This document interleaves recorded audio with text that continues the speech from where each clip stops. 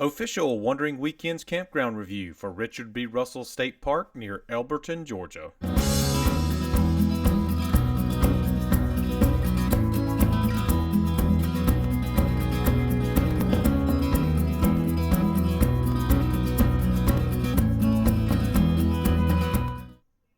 As always, we are so glad you are joining us, and if you are new joining us, we always take the first minute or so and explain how we do the campground reviews. We break our reviews down into 6 different categories, and those categories are accessibility, scenery, atmosphere, cost, comforts, and kid-friendly. Kid-friendly is usually our favorite. We'll score them 1 to 10, 1 being the worst, 10 being the best, and then at the end of the campground review, we'll add them all up, and that'll be how the campground did. You'll notice there's no such thing as a perfect campground. No one's ever scored a 60, nor I doubt they ever will. But let's get started with Richard B. Russell. Like I mentioned, you got to get there first, so accessibility is where we begin. And pretty straightforward getting to the actual state park. Nothing crazy, no big mountains, no curvy roads. Once you get in the campground, things change completely. It's pretty darn tight. Our site was very difficult to get into. It hurt the score tremendously. And so you big rigs, you're going to have some really tight turns in this park. Accessibility is not the greatest. It's not the worst I've ever seen. It scores a 6. Scenery at Richard B. Russell was good, and disappointing at the same time. And by that, I mean, when you're looking at campsite maps, when you're booking your sites, most of these sites are going to look like they're on the water. They're not really on the water. There's a significant amount of forest, trees between you and the water. You can see the water. It is one of those things you can look through the trees and see the water, but you're going to have to walk down to get a good view of the lake. You're going to have to walk down a significant hill to see that. So it hurt the score a little bit, but it was still pretty. Scored an 8. Atmosphere at Richard B. Russell was just okay. We had some party folks there. They were having a good time. The drinks were flowing. I don't have any problem with that at all until it gets to be about 11:30 or 12, and then it starts to get a little bit old. And that's kind of the case. They partied hardy well into the night. Nobody's mad about it, but it certainly hurts the atmosphere score. It scored a 6. Next category is cost, and you can find how we determined this score over at wanderingweekends.com. Cost is $32 to $35 a night, gets you water and electricity, and that scores a 5. All right, our 5th category is comforts, and comfort scores things like nearby dining, nearby shopping, things to do that are outside of the campground. So a lot of times the campground will be our home base and we'll go roam and wander, I guess you should say, around outside the campground. So that's what this scores. We were there during the whole COVID-19 thing.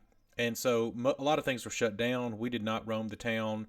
It looked like an interesting town. You do have some comforts there. You got a couple of restaurants. You got your basic fast foods, nothing crazy. I think you would have Ace Hardware there just in case you have any issues in the rig. But comforts overall scored a 7.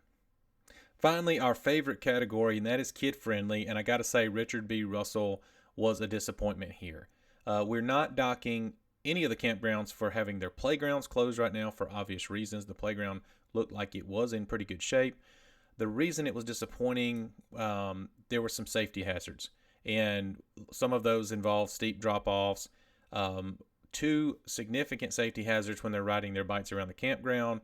Some loose gravel, small pea gravel would wash out, and we saw several kids just wiping out, busting it good on their bikes and their little hoverboards and all that stuff. So, yeah, stuff like that really hurts the score tremendously. Kid friendly, it scored a 5. On to the bonus round, and Richard B. Russell does score a bonus point for the golf course. It's one of a few Georgia state parks that has a state-run golf course, and the golf course is actually in really good shape. It looked wonderful. I think it's called Arrowhead Point, and I wish I'd brought my clubs, but I didn't. Next time, maybe I will. We will get to the grand total for Richard B. Russell here in a second, but something we have started doing recently that people appreciated was this slide here called A Couple of Good Sites. And we'll do this on every campground review moving forward. Everyone always asks, what are the best sites at any particular campground? So we didn't have any crazy great sites at Richard B. Russell, but the 2 we did notice that we would prefer if we had our choice was number 7 and number 8. We were actually in number 6, and if you look at the campground map, it's going to look like a huge pull through Don't be fooled, it's terribly uneven, but number 7 and number 8 were pretty darn good. All right, add it all up, and Richard B. Russell State Park in Elberton, Georgia scores a 38. And if you've been following us for a good while, you'll know that 38 is not the best score in the world. I'm starting to think that our cutoff for returning to a campground, whether or not we'd actually want to go back, is probably the 40 mark. I can't say we're in a big hurry to get back to Richard B. Russell. I would like to play golf at the course. Like I said, the course looked great. But the campground, I don't know. I mean, if it was between not camping and going to Richard B. Russell, I'd definitely go. But if you can find air reservations elsewhere, you might want to take that chance. I just want to give a sincere thank you to all of you guys out there watching and commenting and complimenting us on our campground reviews. It's sincerely, like I said, it's appreciated, and we're humbled by it. We get more and more compliments and more views on them. So please, if you would, keep sharing and consider subscribing.